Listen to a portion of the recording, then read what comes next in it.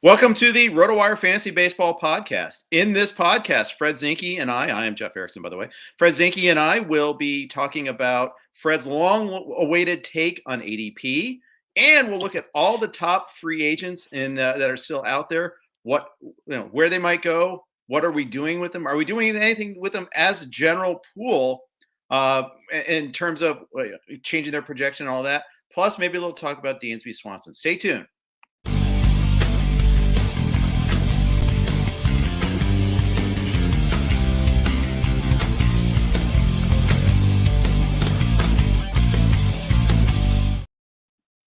Hey everybody, welcome to the RotoWire Fantasy Baseball Podcast. Jeff Erickson here with Fred Zinkie. As always, we are brought to you by WynnBET, our exclusive gaming sponsor for the RotoWire series of podcasts. We really thank them for their sponsorship. We thank you for joining us, and I thank you, Fred Zinkie, for joining me here on the podcast. How are you today? I'm great. I've been looking forward all day to talking some baseball. I don't get conversations like this in my regular life, so I've been looking forward to this all day.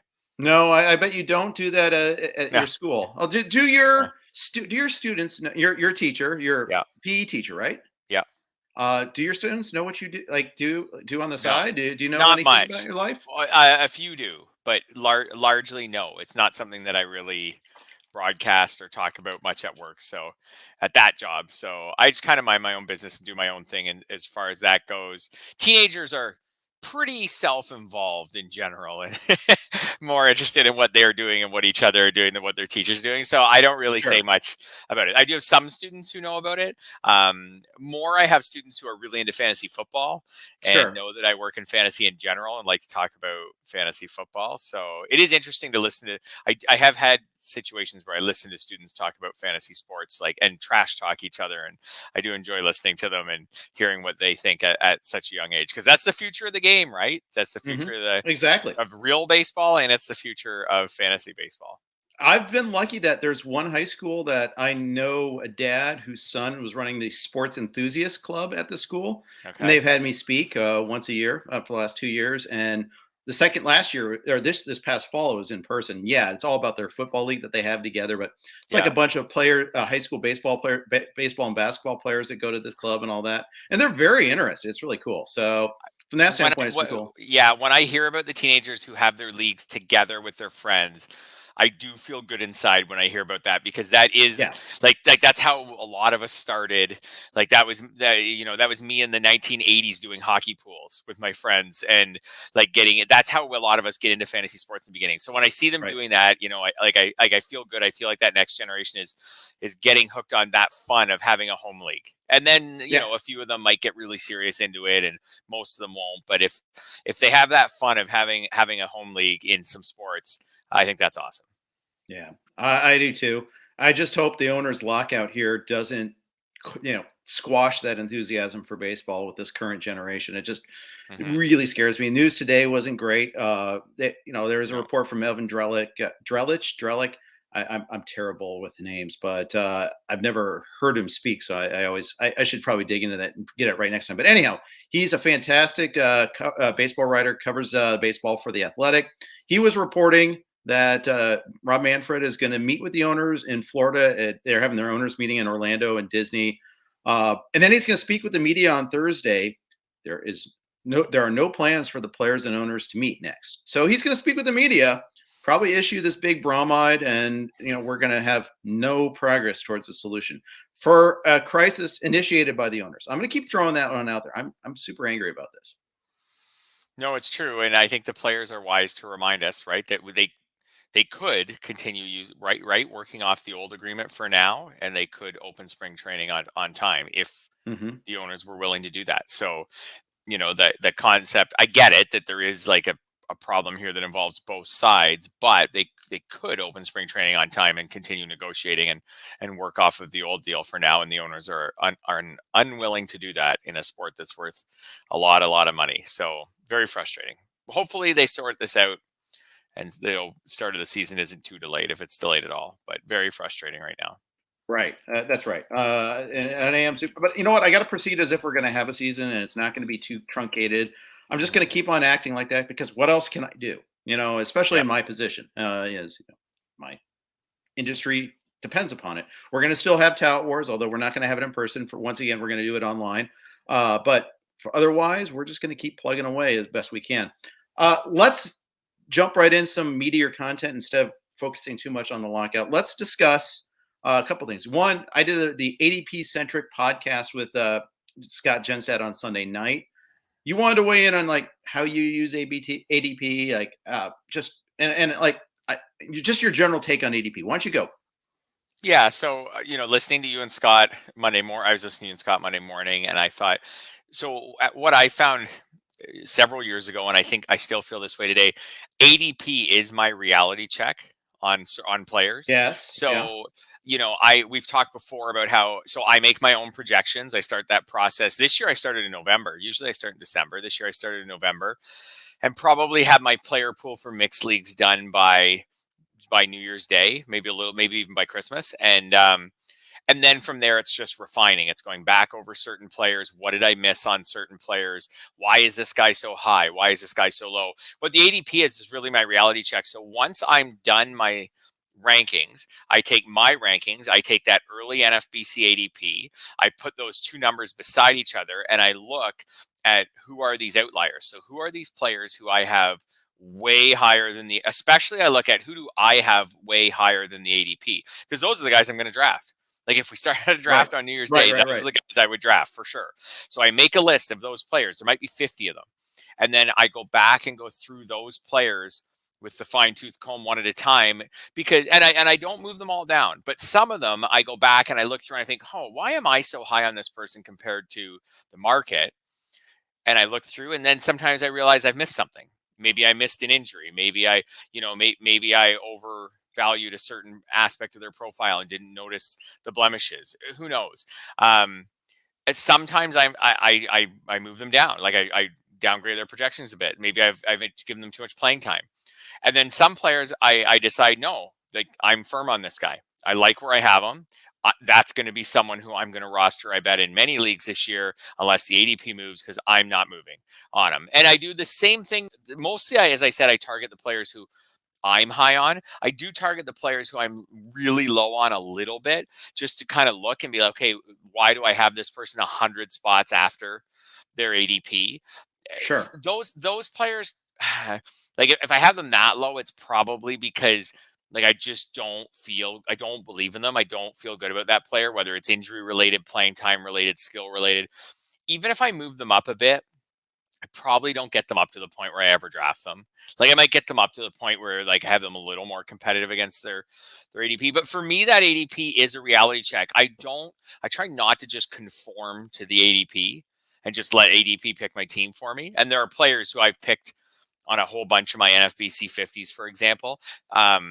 But I do use it as my reality check. If I'm way high on someone, like they need like another 10 or 15 minutes under the microscope, that player, and let's see, again, do I believe in myself and want to draft them on a lot of teams, or have I made a mistake there, and did ADP kind of open my eyes to it? So that's what I think it's great for. Right. And it's obviously great for educating on how the market moves once we come out of this lockout and there's more news flying and players are moving up and down. Like we have a stagnant ADP market right now because of the lockout, but so it's definitely good for that. Also, just noticing the risers and fallers, that tells you who you should probably be adjusting in your own projections.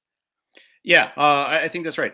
Follow-up question for you. So you generate this list and you want to investigate each player one by one. What is the first thing you do when you dig into that player? Like where are you going? What are you looking for? What's the first thing you look at? Well, say it's a hitter. Let's. I guess we kind of have to probably do the caveat of what type of player it is. But give me an example of a guy that you've done that with so far. That's a great question. Someone who I've done this with so far. I just opened up. Or do you need, you need to do this? I'll give you a great example. So, when I first did my rankings, I had Whit Merrifield quite high in relation to his ADP. Okay, so So first things I would think about, do I have his playing time too high? Like his projected at bat total. So Witt is someone who, as I pull him up from last year, played. He actually a lot lately has played in a tremendous amount of games. So last year, all 162. The previous year, all 60, and the previous year, all 162, and the year before that, 158. Like that's remarkable that he's played in that many games. He's missed 4 games over 4 seasons, if we count that shortened season as a season. He's missed 4 games over 4 seasons. That's remarkable. Okay, so he's durable. But is anyone truly that durable? Like, is that really sustainable? Right. So I see those at bat totals: 632, 681, 664. So I'm going to go look at mine and I'm going to think, did I give him like a 650? And is that really something that I think that an over 30-year-old Whit Merrifield can do again? So maybe I take that down a bit. And then maybe in the process, I also look a little, okay, well, if I'm taking that down a bit, let's take these runs. What is he averaged in those 3 years, kind of the full seasons, at least in the runs? Okay, that's more like 95, 96. Did I have him around there for runs scored? Do I need to pull that back a bit? Because if I'm going to budget in just maybe like a dozen missed games, like most players, do I have to bring the runs back a bit? Do I have to bring the RBIs back a bit? Do I need to knock off a homer, a couple steals, that kind of thing? So I might think about that. I might look at where his steals kind of came from, how they were dispersed across the season or previous seasons. What was the success rate? Like was the steals total I gave him, like, was it really accurate? And again, maybe on Witt, I decided, no, I like it. I like where I have them. I think all this stuff makes sense. I think the market's not pricing these steals in properly. We're all chasing steals. Right. It's worth a ton because he's one of the few guys who can get you 30 plus of them. And I'm going to leave him where he is, and I'm going to draft him on a lot of teams. Or maybe I looked through him and thought, I pumped the brakes on him a little bit. I got him ahead of some guys who I just got to think I would draft ahead of him. So I'm going to reduce him a bit. So that's be a good example of a high end player. For some of the mid range guys, and that's and just so to catch people up, that's Whit Merrifield. In case you just jump, if you kind of that's what we're talking about. What if I told you I've got him projected for 160 games and 657 at bats? Maybe I'm like, you can do that. You can do that. If you do that, you're probably going to draft him in the second round. Or you should be. If you have him for that, you should be. I've got him right around the turn is where I have him ranked right now. The 1-2 turn or the 2-3 turn? 2-3 turn. I've got him around pick 30, which is around his ADP. Yes, geez, if I put him up to 650 at bats and pump those runs and RBIs up, I think for me he would start coming in around the early second round. I think. How many bags do you have for Whit Merrifield? 32 right now. I've got him at 31. So, I mean, we're not off. And I've got a dozen homers. So I do feel like there's a little more power potential than what he showed last year. Last year, he only hit 10 and he played the whole season. But the year before, he hit 9 in 60 games. And the year before, he hit 16. So I do think there's the potential for him to beat that 10 a little bit. So these are all the things you weigh, right? Because know from doing, because you and I do our rankings, our projections similarly with the SGPs, it doesn't take much to move them. Like, absolutely. All of a sudden, you give Witt like 1 more homer and like 3 more RBIs and like 3 more runs and 1 more steal, and all of a sudden he jumps over like 7 players.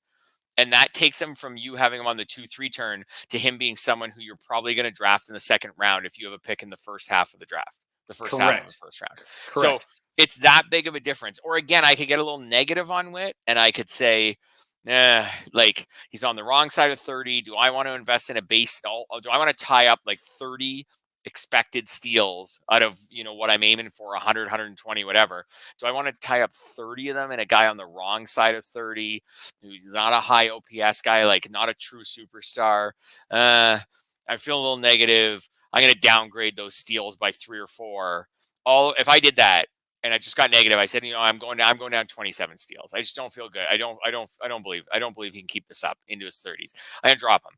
Go to 27 steals. All of a sudden, he's someone I'll never draft. Like he falls right back to like the end of round 3 for me. And isn't it funny how quickly that can change? Yes. Yeah, I was just gonna say if I put him down to because your take on playing time is your point on playing time is well taken. It's hard to project anybody to get a full 160, 162 games. The counter argument is, who else would you do it then? The guy that's done it 4 years in a row. I mean, that's the counterpoint. But if you don't give Whit Merrifield 160 games, who are you giving 160 No one. games to? My answer to that would be probably no one. You Right? just budget in 7 missed games, say like or a plus for everyone. Like you don't budget anyone to play more than 155. Right. Or And so. the tricky part there too is they're adding Bobby Witt this year at some point, preferably at the start of the season. Lopez has earned himself playing time. I don't know if he's a full-time starter. They're getting Mondesi back. They might be getting like Nick Pratto at first base in addition to Carlos Santana, although maybe they'll just say goodbye to Carlos Santana. I don't know. We'll see about that. But point is, it might be getting a little bit more crowded. Maybe they give Witt a day here and there. Yeah, that's right. All it takes is one manager comment to say, "Hey, Whit Merrifield's 33 now. We got to give him a day once in a while." That's it. If his manager just decides he's 33 now, let's give him a day once in a while. You'll remember this, and I remember this really well because it was when I was working for MLB.com, and Matt Kemp at one point had a great streak of games played. So I just pulled it up. So he had 155, which is good. But then the next year had 159, and the next year had 162, and the next year had 161. Again, like Merrifield, that's about as good as you're going to get. Like over a 3-year stretch there, he missed 4 games over 3 years. And I remember going into the next year thinking, Matt Kemp is going to play like all the games. And he was younger at the time than Merrifield was. He was still in his 20s. And I was like, okay, Matt Kemp's going to play all the games next year. Like he's as rock solid as you can expect for playing time. That next year he played 106. The year after that he played 73, 150. Then he got back to 150 the next year, 154 the next year, then 156 the year after that. So he got back, but there were 2 years in there where, everyone can get hurt. Matt Kemp at that point could get hurt, and then we kind of had fat Matt Kemp after that, and a different kind of player. And when he was playing all those games, he was stealing like 35 and 40 bases. So this guy was young and athletic and super talented, and dating Rihanna, and anyone can get hurt. Yeah. You're durable until you're not, and you're fragile until you're not. Some players remain fragile, but a lot of times they're unlucky too. It's like Jeff Bagwell had that label, and then he like changed and put like a glove on his hand, so every time he get hit on the hand, he wouldn't break a thumb. And the next thing you know, he had a Hall of Fame career. So it's the other guy you'll remember really well. This was Hunter Pence. He was amazing at playing in basically every game. In a season. Like I'm just looking at him right now. Like he had a string of year after year after year where he played like 154 or more, and he had some 162s. And then all of a sudden, at his age 32 season, so right around where Merrifield is, he had a 52. And after that, he never had another one. He had 106. He never had another one that was close to playing in every game. Like it hit. He at one point he finally got hurt, and after that, he was never the same as far as durability goes. I'm not saying that's going to happen to Merrifield, but it's something I have to be aware of with him. So anyways, that's just an example of someone who was really high. Sal Perez was another one. We can stick with the Royals, right? Like he was a really tough rank coming off like a season where it was so incredible for a catcher and so much playing time for a catcher. And when I first spit him out of my projections, he was really high. And I had to go back and think, like, is this really sustainable? Like, we're talking about a primary catcher who played 161 games last year and hit 48 home runs. Like that's insane. So going back and trying to figure out. So ADP can kind of guide me to that. Like, hey, Fred, if you don't relook at your rankings, you're going to draft Salvador Perez in every league. Okay, do I want to do that? And maybe I do, but I want to definitely look at him again before I decide that. Yeah, I like that. And you get to talk to yourself in the third person too. So, hey, Fred. This is me inside my own head. When I'm in my own head, you're right. Then I have to, when I'm in my own head, I got a third person myself sometimes. Helps my confidence. Do you answer yourself in the third person when you start talking to yourself in the third person? That's the question. I don't want to get everyone listening to think I'm insane. So I'm going to say no. I don't. No, I don't think I talk to myself in the third person. I don't think I have these conversations back and forth in my own head. Although I probably do actually.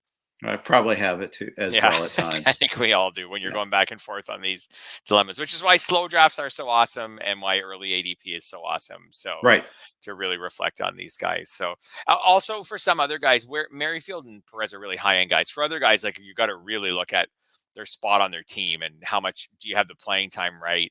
Do you have the line based on the role and the lineup and everything like that? So Yeah, and again, seeing if did I miss something? Did I miss an outlier BABIP? Did I miss an outlier home run to fly ball rate or something like that that caused me to Right. rank this person really high? Yeah, I think that these are all things you Yeah. need to address. Absolutely. Hmm. Before we start hitting the major league free agent pool, we got to share a quick sponsor note. Our friends at WinBet. If there's one thing we appreciate here at RotoWire, it's making good decisions, and even more so, making the right decision. Listen up, folks. I have an incredible offer for you with RotoWire's newest partner, WinBet, the premier digital casino and sportsbook app. WinBet is now the exclusive sponsor for RotoWire's fantasy podcast. WinBet brings you all the latest action with a user-friendly interface, moneyline bets, boosted parlays, over-unders, round robins, live betting, and so much more are at your fingertips. Want a break from sports betting? Head into WinBet's digital casino and take a spin on roulette, double down in blackjack, slam the slots, or try your hand at baccarat. WinBet is currently available in 8 states: Arizona, Colorado, Indiana, Louisiana. Welcome, Louisiana. Michigan, New Jersey, Tennessee, and Virginia, while rapidly expanding. At WinBet, the possibilities are limitless. WinBet is currently offering all RotoWire listeners a risk-free bet up to $500 on your first wager. Download WinBet now. That's WYNNBET. WinBet, the exclusive partner for RotoWire's fantasy podcasts. I'm Jeff Erickson here with Fred Zinkie.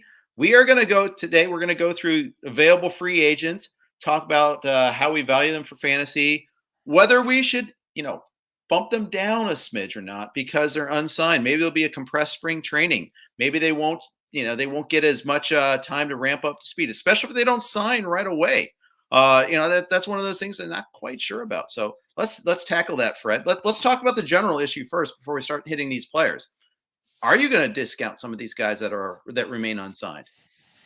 I think no.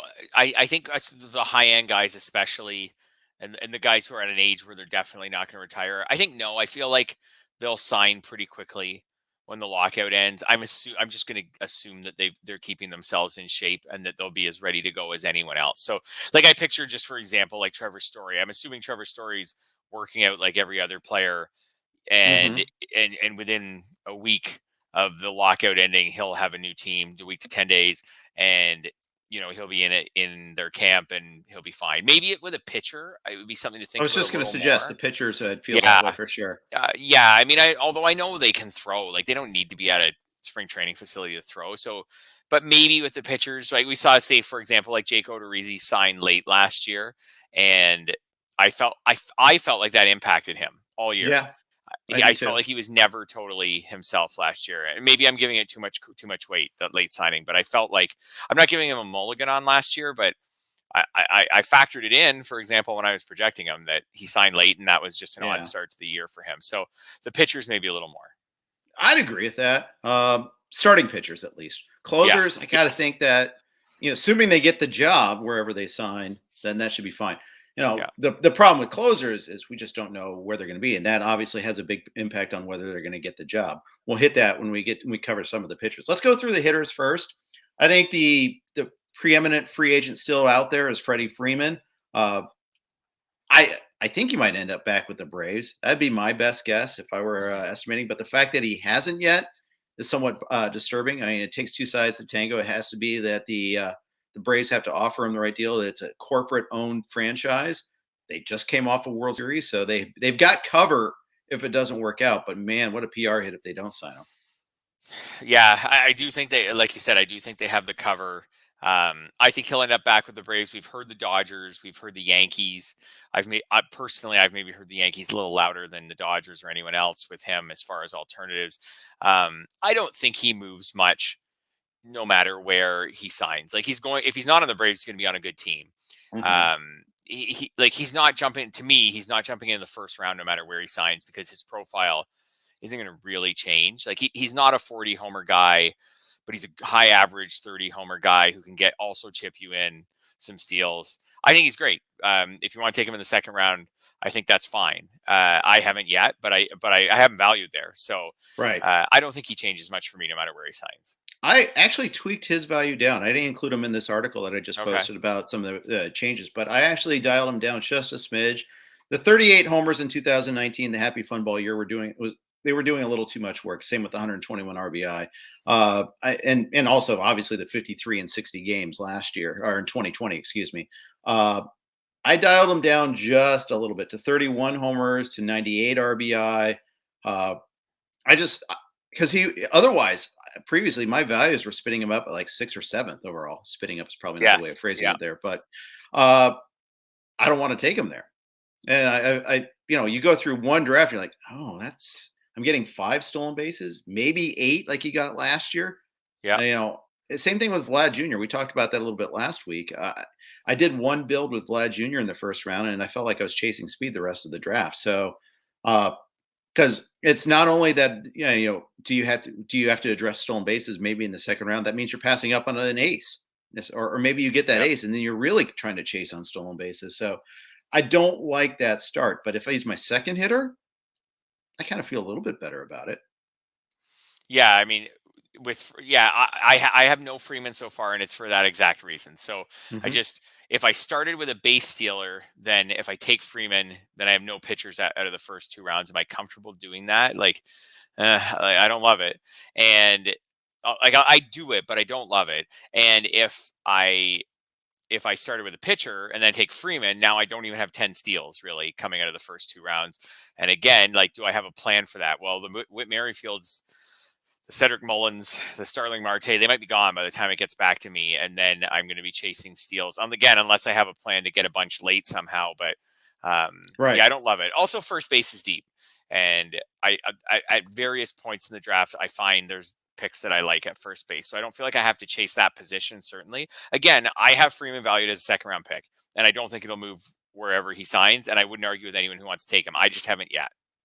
Yeah, and I'm 0 for 4 so far. I don't count XFL because that's an auction and it's a keeper league, so it's different. Actually, I'm 0 for 5. He's already gone in the Speakers League. I'm doing the first pitch Arizona Speakers League, where in the late second round I went pocket ace. I started off 2 starting pitchers there, so clearly, I thought there was some value there, and I don't mind the build with 2 starting pitchers too. Whereas I do mind the build without having stolen bases or an ace. Just what you were yelling last week. Where's your ace coming from? Where's your aces? Yeah. Yeah. With Freeman, actually, I think you stumbled on the place where I would take him, which is in an auction. In an auction where I can build my team however I want. Right. If I feel like the value is good on Freeman, if the bidding stops at a price that I feel like he's worth, he is one of the more consistent, stable values in fantasy baseball. So I'd be fine with taking him in that, and I'll just have to maybe I go a little more stars and scrubs than I wanted or whatever to make sure I get my steals guys as well. But I would do it in that. It's the draft that really locks you in. Right. And that's tough. Right. Absolutely. 100% agree about that. So we'll see. I mean, the thing is, one thing I feel like him, the trade-off is you've got power, counting stats, along with a locked in high batting average. That's hard to find, obviously. Let's not forget what he does bring to the table. Yeah. I think I'd be more willing perversely to get him in a 12 than a 15.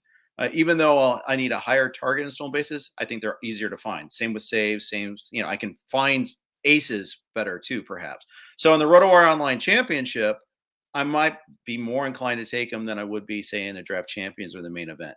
Now, if he slips, and players slip all the time, maybe I'll still take him there, and I'll value take, and I'll figure it out later. But you have to know what you're giving up when you go that way. And you don't, as Phil Dussault always likes to talk about, he wants to preserve optionality. You don't want to be forced, painted into a corner to have to take something later in the draft and see value go by. Yes, I actually have the same feeling about the 12s. I've seen him fall to sometimes maybe late in the second round in a 12, and maybe you can kind of wrap him and then a starting pitcher in the early third. Or if you already took a pitcher, maybe you can wrap him and one of those base stealers like we already talked about in the early to mid third in a 12. It's just in the 15s. If you're taking him in the early to mid second round in a 15, that's a long wait to either get your steals or your ace. And you just you're crossing your fingers. Absolutely. Yeah. Trevor Story, kind of a disappointing year last year. Well, not kind of. It was a disappointing year last year. Hit 250, had 24 homers after going 37-35 the 2 previous full seasons. Did still run 20 stolen bases, only 75 RBI. He was clearly, I mean, there's a lot of extenuating circumstances here. Everything blew up with the Nolan Arenado trade in the spring. He turned down a contract extension offer. They didn't trade him at the trade deadline, much to his chagrin. He got hurt by Coors Field changing their fences a little bit. He lost, I think, something like 7 or 8 homers compared to your basic normal park looking at Hmm. overlays. Although someone made a good point on that when I tweeted about that. Is like, would the exit velocity have been the same elsewhere? Maybe Right. he didn't really necessarily lose that, but still, chances are he probably did. And he was clearly unlucky, period, in terms of getting home runs. Now he's a free agent. There's very little chance that he's going to re-sign with the Rockies. Where are you on Trevor's Story? Yeah, I'm actually, I'm not giving him a full mulligan for last year, but he was he was kind of banged up, and the trade deadline thing was an issue, and um, he's going to leave. He's going to get a fresh start with the contract that he's going to command. It's probably going to be on at least an average team, if not a better than average team. Like I can't see the Mm-hmm. likes of the Pirates jumping in on Trevor's Story. So, and I think he'll continue to steal bases, which is great. I'm usually the guy who says let's just jump off these Coors Field hitters as soon as they leave Coors Field. Over the years, I've kind of done that with all of them. With Story, I don't totally feel that way because the Rockies lineup has been getting worse. Like, I don't really Right. want him to go back to Colorado. He would still be playable on the road because he's such a good player and he steals bases, but their lineup, like, they're going to be awful. Yeah, Unless they they are. sign guys, they're going to be awful on the road this year. Like, I feel fairly confident projecting that they will be the worst team in baseball on the road as far as hitting goes, like the lowest road OPS in baseball this year. Bottom Um, 3 at least. Absolutely. That lineup's Pirates are terrible. like eating glue over in the corner and raising their hand, and Well, the Rockies are typically, even when they have a good lineup, they're usually not great on the road. And there is those effects of coming in and out of Mhm. Coors Field. Right. I think That's they're going to true. be I think they're going to be abysmal on the road, and it's going to be hard to use any of their players on the road who aren't true star players because Right. when their team's scoring 2 runs, you don't really want any part of it. Again, unless it's a base stealer, and you'd be happy with a steal, even if he in a run scored or something. But I think Story. I'm in. I'm interested. I don't. Again, Yeah, I don't have a lot of shares, but I'm right around where he's going. I have him valued there, and I have a hunch that when he finds a home, like, I don't think I'll be moving him down. I agree. You look at BABIP as one indicator. Throughout his Hmm. career, he's been no lower than 330, as high as 360, except for last year when it was 293. Yeah. And every player has their own level, but it's not like he became slow all of a sudden. Not true at No. all. Line No. drives went way down, however. Now I don't know if that, and so did fly balls. He hit a ton more grounders last year. 37% ground ball rate. That bothers me a little bit.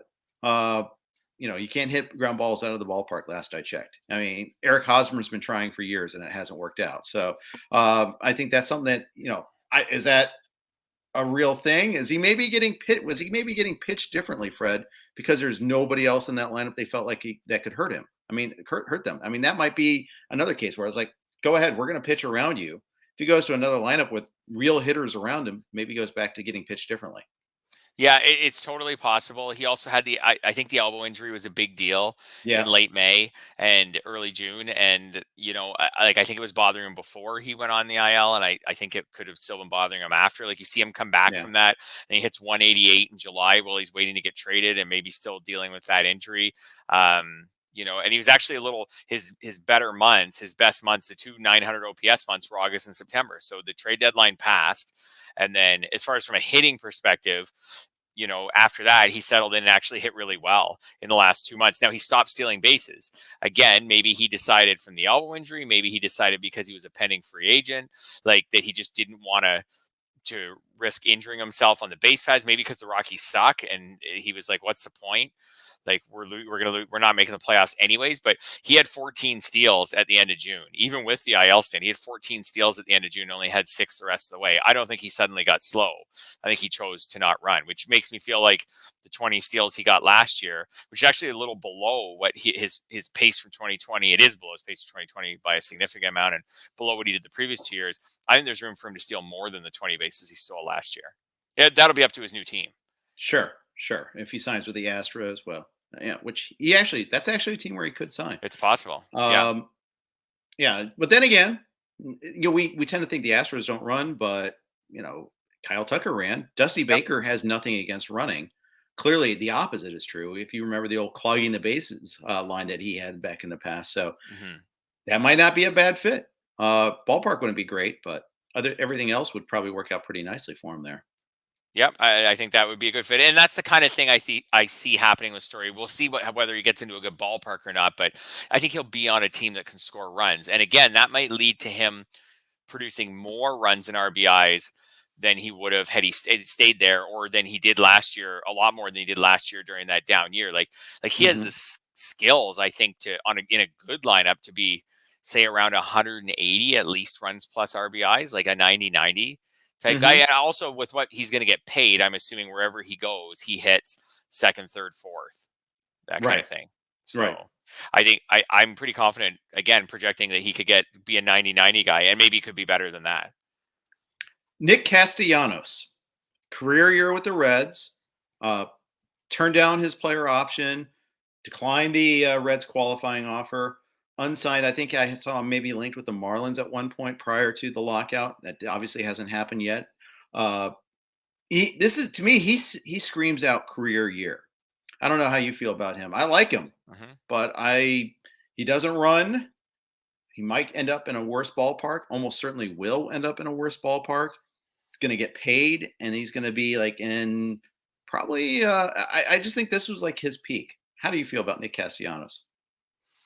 Yeah, he's an interesting guy because his first year with the Reds, he really kind of upped his power game, right? He hit the 14 homers in the 60 games. So that's like a mid-30s home run pace. And then this past year, he did it. Like he got the 34 homers, even without just 138 games. To get the 2020 homers, he seemed to get really aggressive because the strikeout rate jumped big time and was the worst of his career. But then last year he got strikeout rate back in line. It was actually a little better than his career average, but it was similar to his career average. So he kept the power, but he got strikeout rate back. So that's to me is really interesting. I don't think he's a 309 hitter. I do think he'll miss that park a bit, but and I don't know, like he could join a great team, but I don't think he'll get quite the contract that like Story's going to get. So maybe he could join a team that's not quite as awesome. I don't know.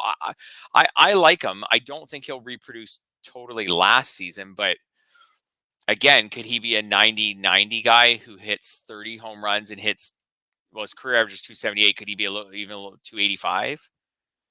Yeah, I've got him at 287 right now. I feel like I need to downgrade him a little bit. Just talking it through right now. Yeah. I feel like I'm a little too generous with his projection.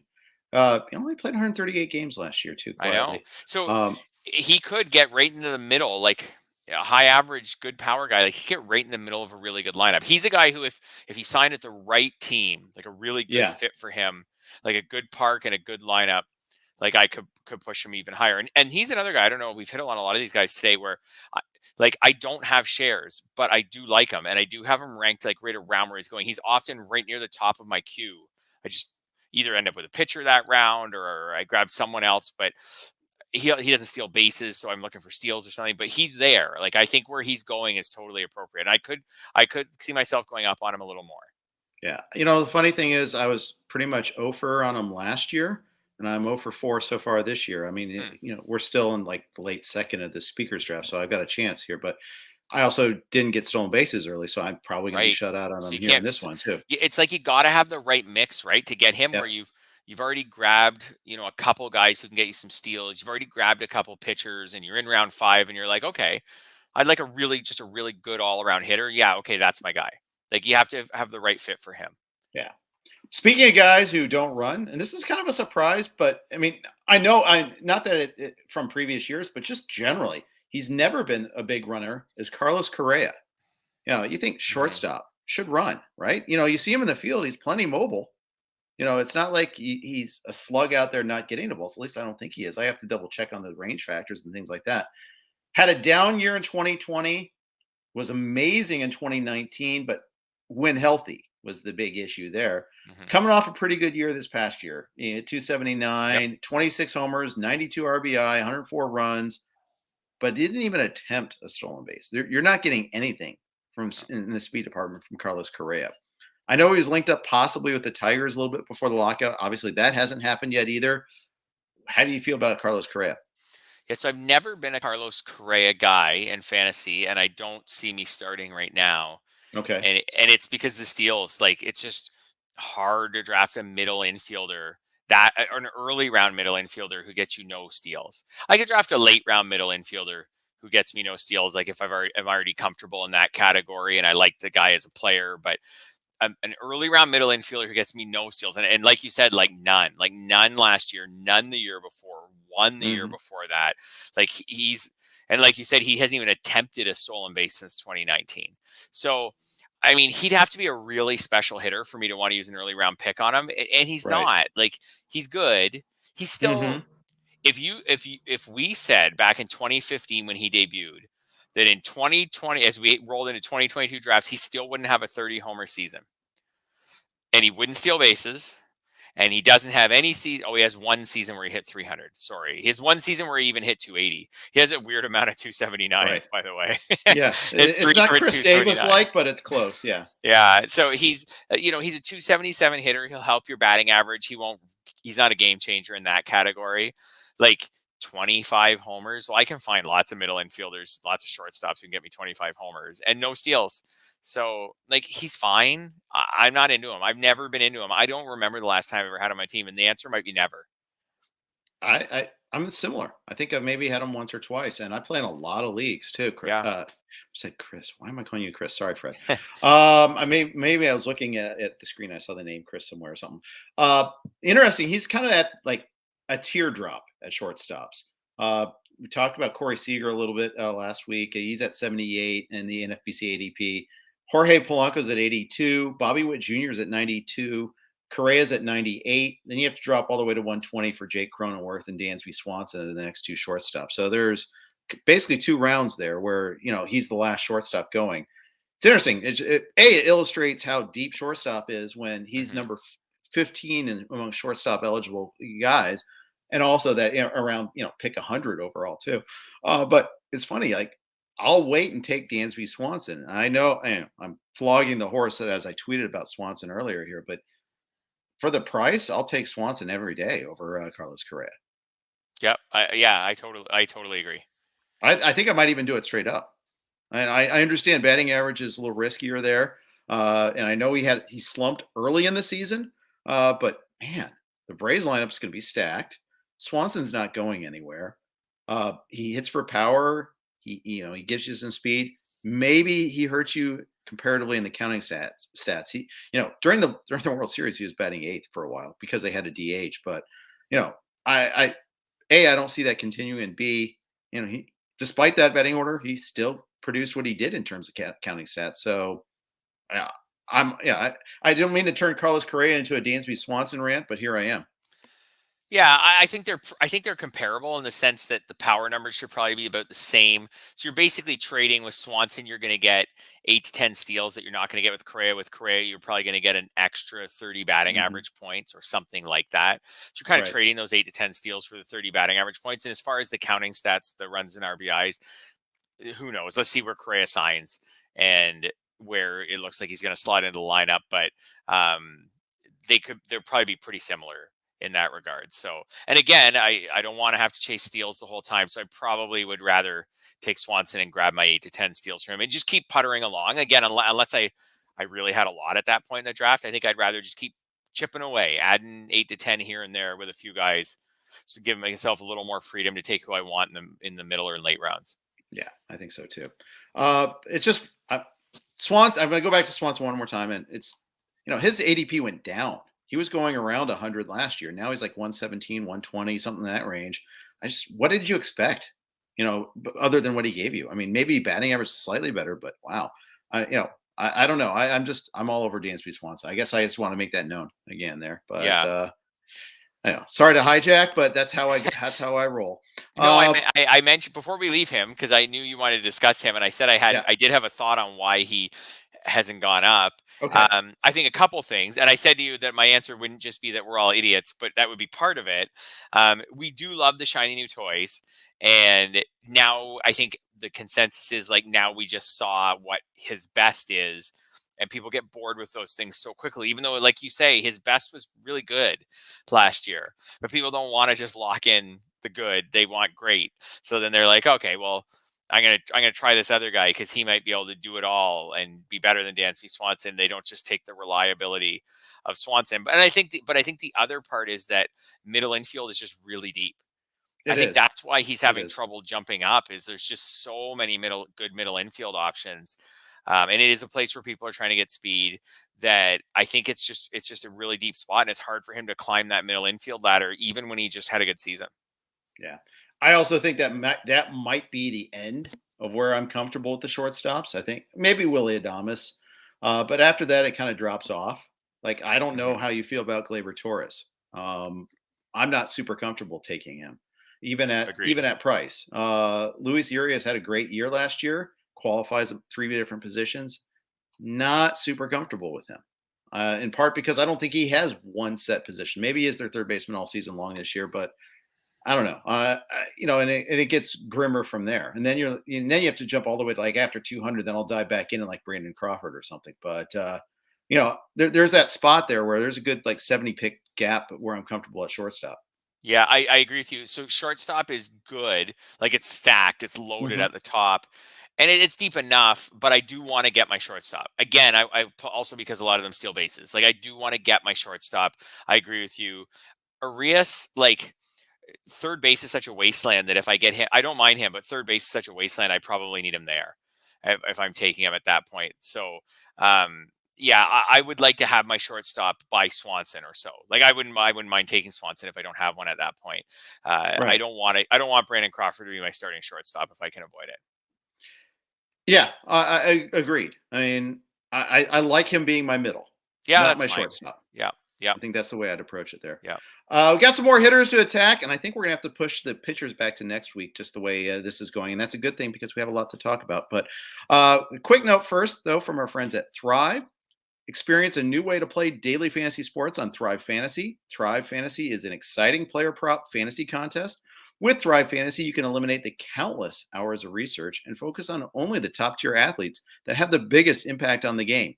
Sign up for Thrive Fantasy today and receive a free 6-month RotoWire subscription. Here's how you claim your free RotoWire subscription. 1, visit rotowire.com/thrive. 2, deposit a minimum of $10 and receive a 100% deposit bonus up to $100. 3, play in your first paid contest and receive a free 6-month RotoWire subscription. It's just that easy. Big thanks to Thrive. And also big thanks to the Blue Wire Network for their sponsorship and hosting us on their podcast system. We are talking about free agent hitters still and how we rank them.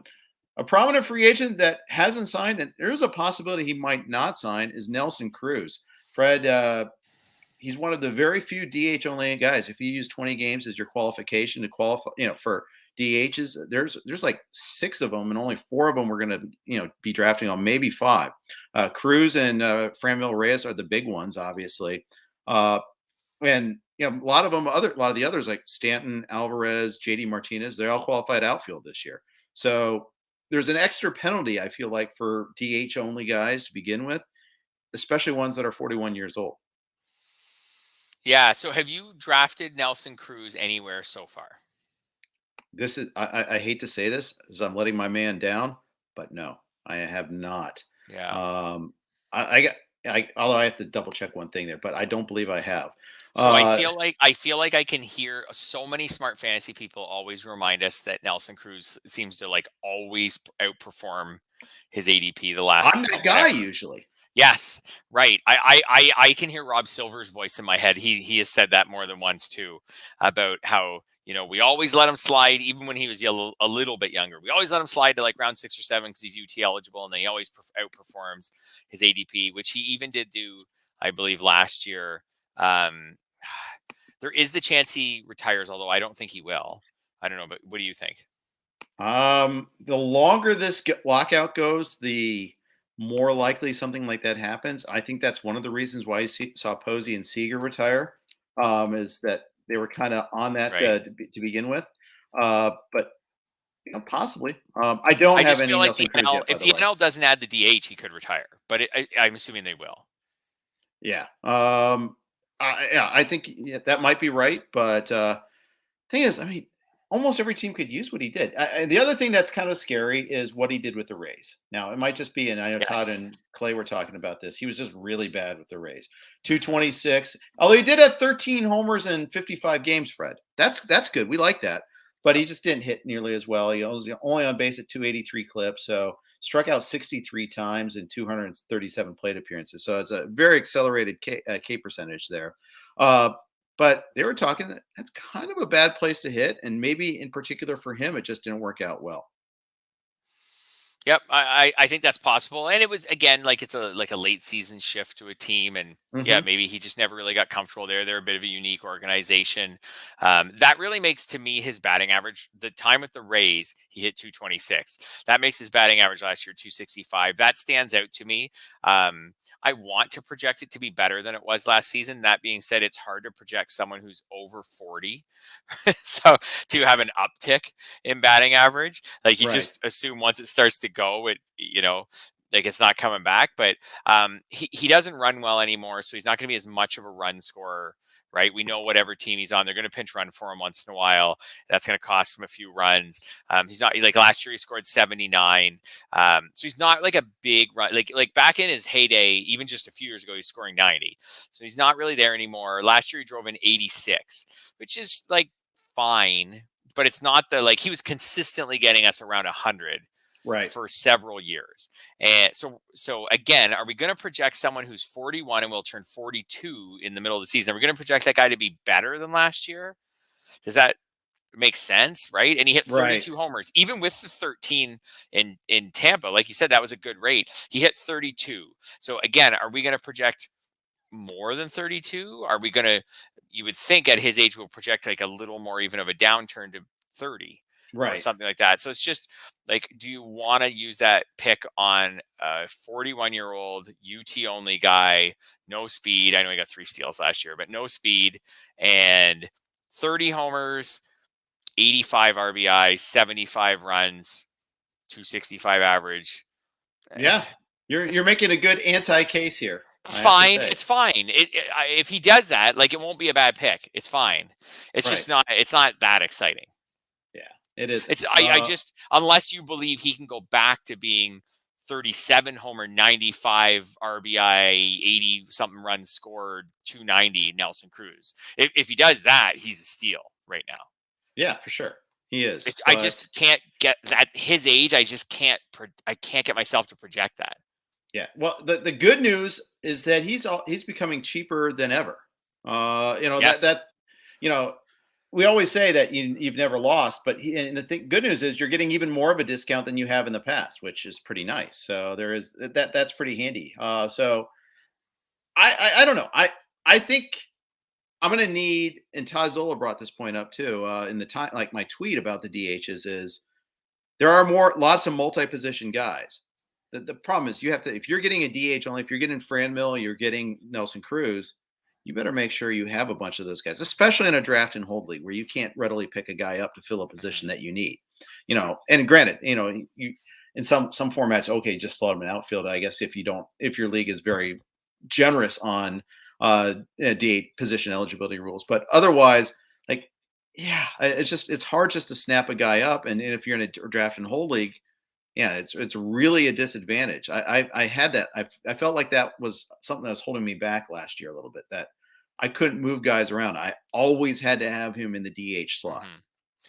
Yeah, and it's going to impact again how you build your teams like category wise. Like now Yeah. he's got to be in you can't squeeze another middle infielder into that utility spot some weeks who's a Hmm. little speedier or something like that. So Right.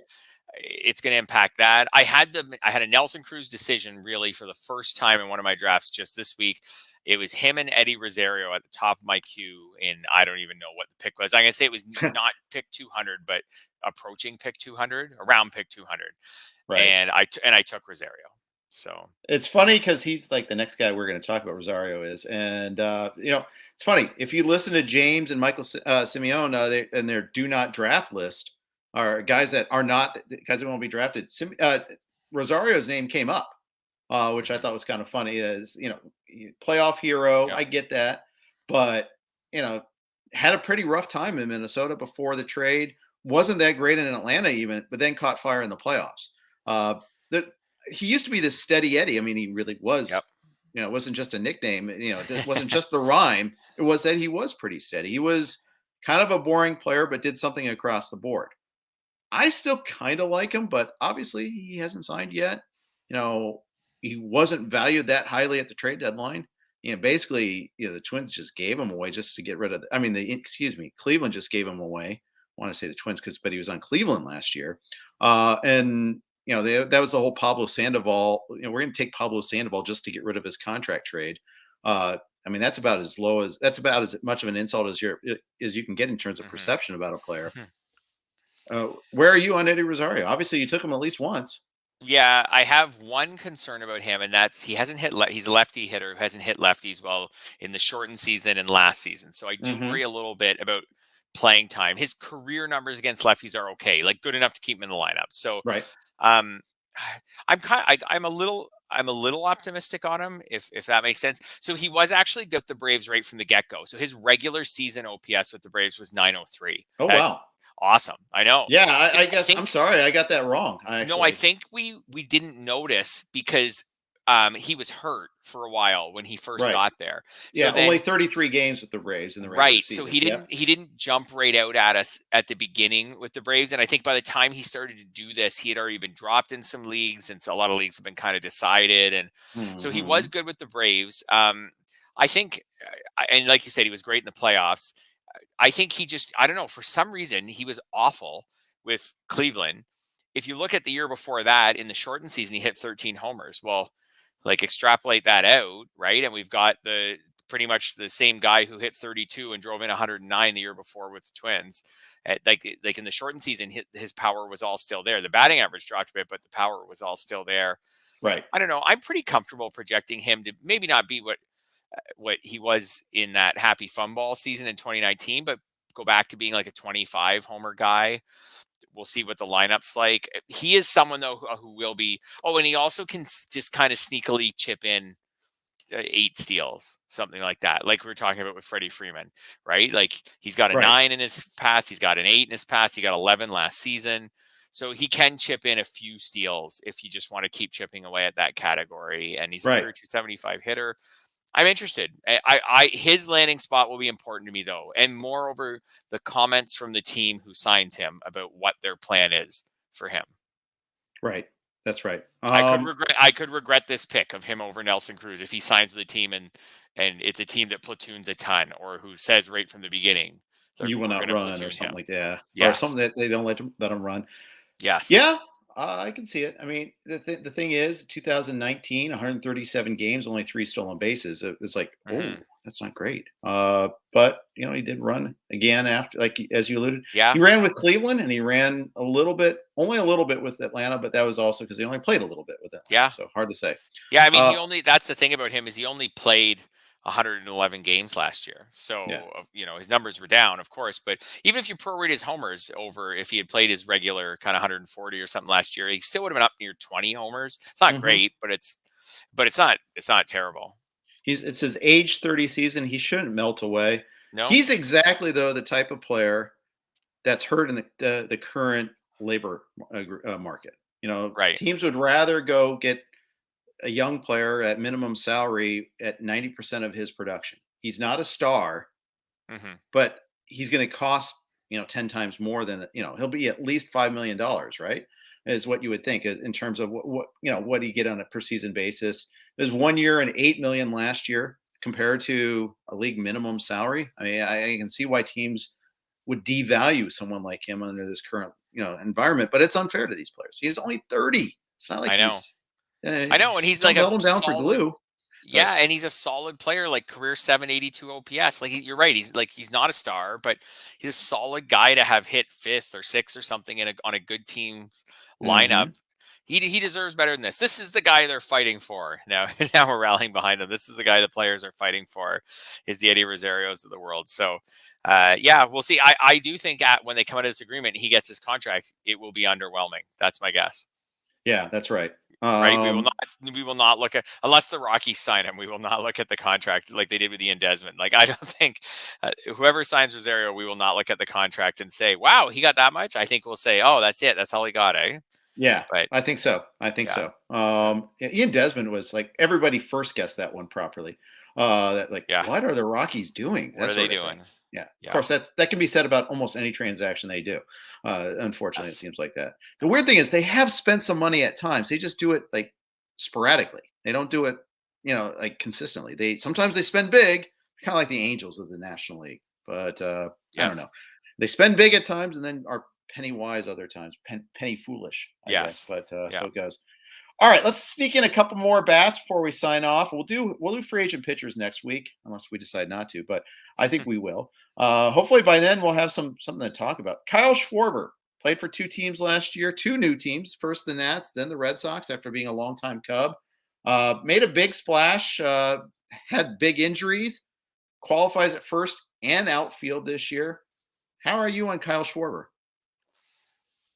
Uh I haven't shook how much of his production from last year was condensed into June. Hmm. That miraculous June where he hit Yeah, 16 home crazy runs. June. Yes, that's right. Right. So, but then I know he was banged up a lot for the most part. He did that, and then he just got hurt and was never really a factor the rest of the way. Right. So, Right. like he was good last year. I think the one good thing I can say about Schwarber is it seems like he's played well enough against lefties of late that he's shaken that. Like he had a 788 OPS against them last year. That might be good enough to keep him out of a platoon role, which Hmm. like would be great. And in the 2019 season, so if you take it a little 2020, in the 2019 he was a 756 against lefties. So that's good. Like that's good enough. That gets him out of the platoon. That gives him the potential to do not what he did with the Cubs when he hit 38 homers in 2019, but get the playing time that he got that year, where he plays Right. as much as his body can handle. I'm fine with Schwarber. I have 0 shares so far. I'm not against him. I just don't have him for a high average. I don't have it right in front of me what I have him for, but I'm going to guess it's like like 250 ish. He's a career 237. I think I'm a little higher than that, but I've got him at 244 myself. yeah, I might be That a might be little a higher little than that. high. Yeah, Yeah. I'm probably in the 240s too. No speed, obviously, but I feel pretty good projecting that he could hit 30 over 30 home runs. I think he could hit 30, Same. 35 or so. I'm at Like he has 34 legit power. exactly. So yeah, we're in the same neighborhood with him. So that's Yeah, funny how you say that. he's another guy who I've priced. He never gets to the top of my queue, but he's always like when he goes, like I'm not like, oh, phew, Kyle Schwarber, that's a bad pick. He's like when he goes, he's like the 15th guy. If I had a Yeah. queue that went that deep, he'd be like the He's the 15th type of guy. guy you end up getting when you prioritize speed, saves, and starting pitchers early on. You need to catch up in power. He's the mid to late. He's the mid round power guy that you can type of guy you can get. There's a lot of guys like that: Schwarber, Soler, Rizzo, who we'll talk about in a second. These are all the guys that are available. They're waiting for you. It's just they're not very exciting, and you're not going to get speed. So you only get them if you've gotten your speed early on. That's right. And in that situation, he makes a lot of sense. Yeah, I actually do have him hitting 250, so it's a little higher than I Mhm. thought. Geez, maybe I need to downgrade that a bit, but I still don't. And I never Or end up. maybe you need to draft him with your chest out and say, "Yes, I am a Kyle Schwarber guy, and I didn't realize it." No, I don't know. I don't Yeah, know how to do that. maybe. How about this? Kyle Schwarber or Eddie Rosario? Schwarber goes first. Who would you rather?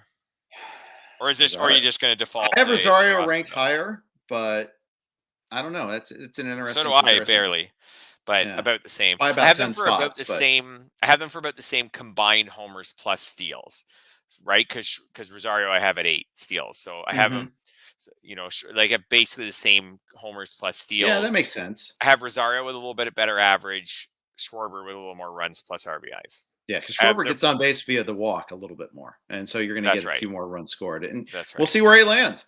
Kyle Yeah. Schwarber could go to He Colorado for all we know and just hit bombs. That would be like super nice. So would he be more park dependent maybe than any of the other hitters we've discussed so far, just because so much of his value is tied up in home runs?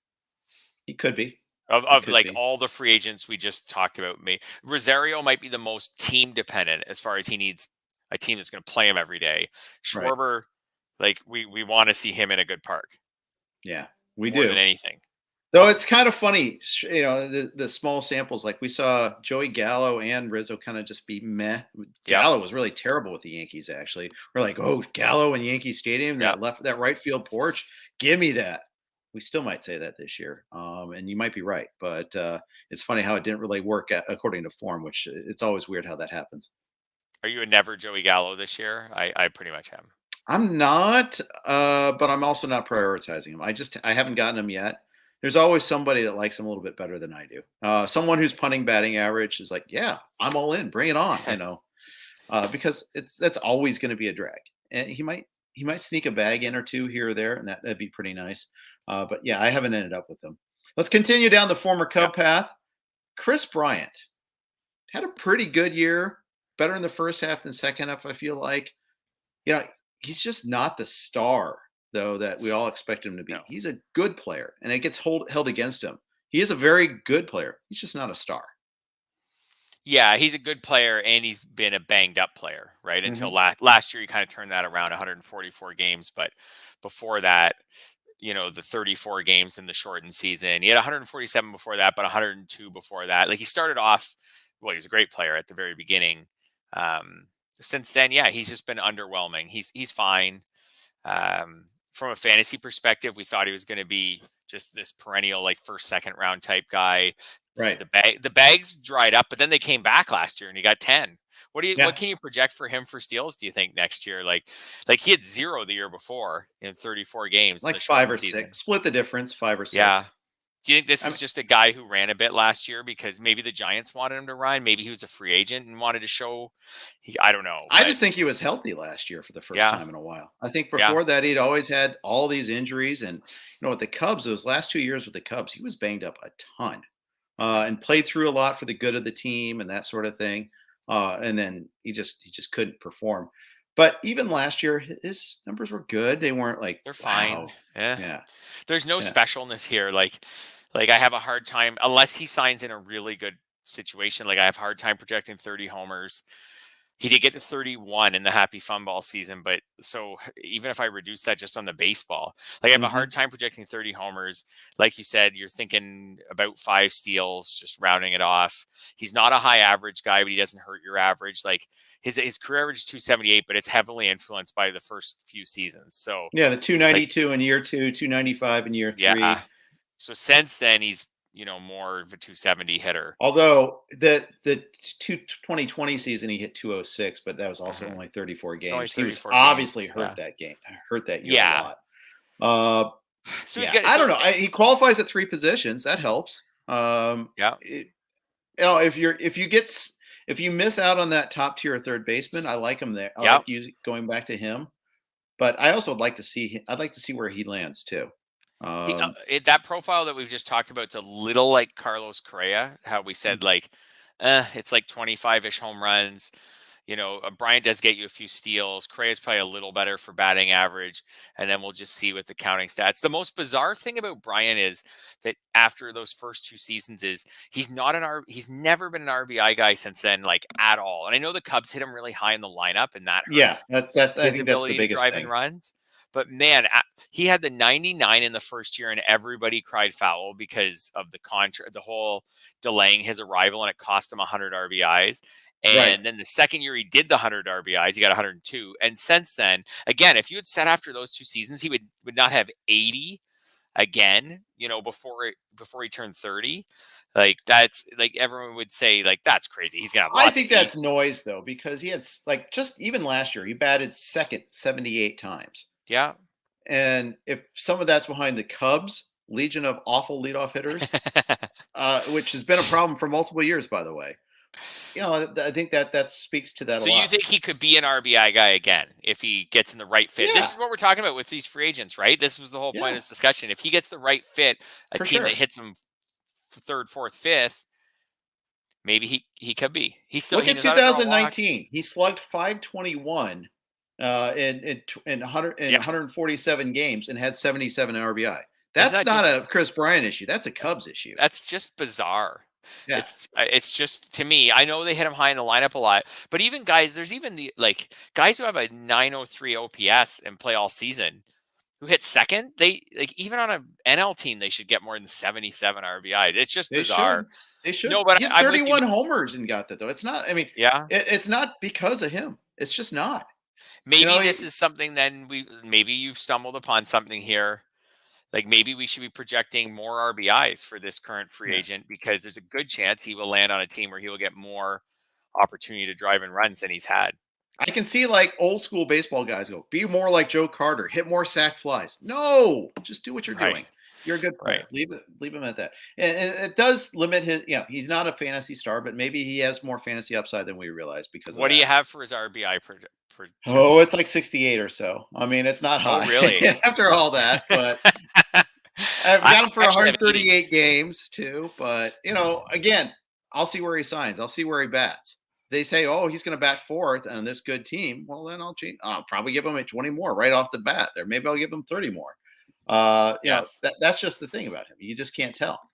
What we started hitting on, I think, with these last few players is the guys who you really have to watch where they sign are these mid-level. Schwarber, Rosario, Bryant. They're all in the same general area in the draft, say in and around 100 to 200.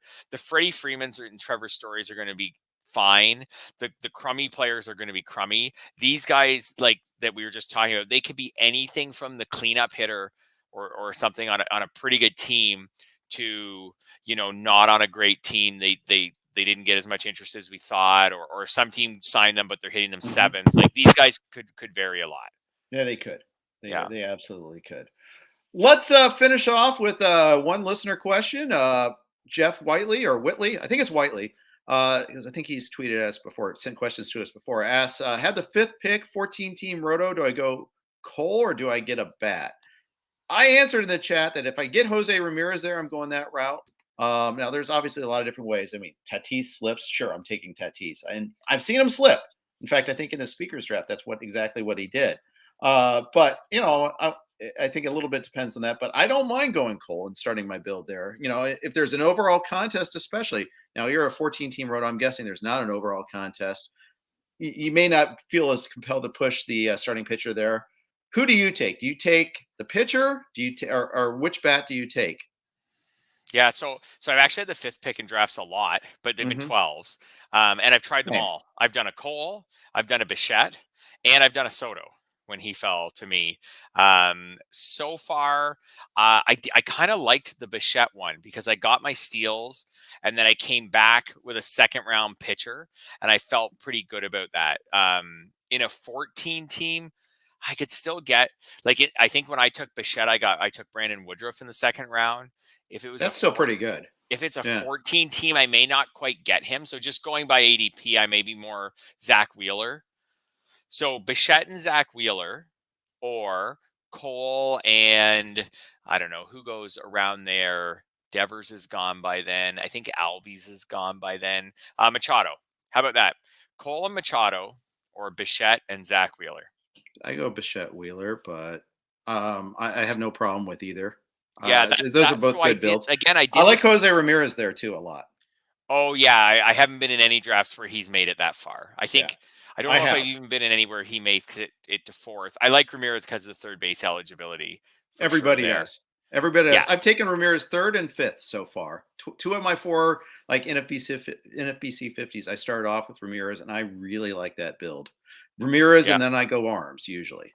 I know, and I will say the time where I did the Soto, which is let's be honest, Soto's a way better hitter than Bo Bichette, but as a player. But when I did the Soto and then I came back with the pitcher, whether it was Woodruff or Scherzer, I can't remember, or whatever, Wheeler, then again, here we are. I'm into round 3. I have 10 steals, and where am I going to go from there? So I did feel a little pressure that way. So I kind of found the Bichette one the easiest to work with. I feel like there are some pitchers. You can also get into DeGrom probably around that pick in the 2nd round if you want to go there and take that risk. So I didn't mind that build. The Cole one works fine too. It's just you got to decide again in the 2nd round. Are you going to get a good hitter like a Machado, or are you going to get like a Whit Merrifield or a Marte or something? Yeah, where are you going to get your bags? Basically, right. That's always the question. If you go early pitcher, It's where are you going to get your bags? And I'm going to have, I'm doing the speakers league, and we'll have a lot more to talk about that next week because I'll have a lot more rounds under my belt then. Like, how am I going to get my bags? We're midway through the third round. My next pick will be coming up, and I started off. I think I told you this. So I definitely told you I went pitcher, but I may have not said what happened after actual that? pitchers. So first of all, Corbin Burns fell to me at 12. I'm like, I have to do that. I passed on Acuna to do that. Okay, we'll see. It's a little nerve wracking because Acuna could be 1.1 this year very easily. But then I got I took Wheeler at 2-4. Took him over. I think I took him over Bueller. Maybe not, but I took him over some other arms that sometimes go there. You can take him versus Scherzer. You can versus I'll take him over to DeGrom too. I have to get another pitcher before I get to DeGrom. That's the way I'm kind of taking things right now. Is I like DeGrom. I've added him twice. Both times I've gotten another pitcher first. I don't want him being my first pitcher just from the inning standpoint. I'm okay. It depends. Kind of depends what the investment is and what the league is and what the stuff. In an overall, I could totally see getting DeGrom in the second round because you have a chance. I mean, if DeGrom made 30 starts next year, he's the favorite to be the number one player in fantasy, right? So sure. So if you're in an overall and you want to just push your chips in, you start with, you could, in some of these, like depending on the league size, you can start with one of these Soto or Bichette types and then get DeGrom in the second round. You have a legit chance at that point to maybe have the number one hitter and the number one pitcher by the end of the season. That's right. So, which could spur you in an overall. In a league, I totally get the idea of like, you don't want to put all this work in and just have DeGrom's body cause you to not have a chance. To have 0 innings from your second round pick, and then you got nothing. It's also what happened to me in 2020 with Justin Verlander. So, I mean, DeGrom will start steadily rising with every spring training start he makes. Yeah, I think. Clear downside. Once he hits 100, everyone's going to be like, I'm in. Definitely. Yes. He's the most likely guy to rise into the top 5 overall and change up our order that we've got that's so convenient right now, where there's a clear top 7 and all that. So at any rate, that's how I started that one. Big thanks to Jeff for that question. Thank you guys for listening. Fred, thanks for joining me and sharing your long awaited thoughts on ADP. The world can rest easily now. So thanks for that. One night where I couldn't sleep because I couldn't wait to talk about it, but I'll sleep like a baby tonight. Outstanding. Next week, we'll do free agent pitchers. Maybe if there's any other hitters that are unsigned that you want us to touch on, let us know. We'll be happy to cover that next week. Big thanks to WinBet for their sponsorship. We'll be back at you. Make sure to listen to James and Clay tomorrow. Prospect Podcast coming up next. Thanks for listening to RotoWire.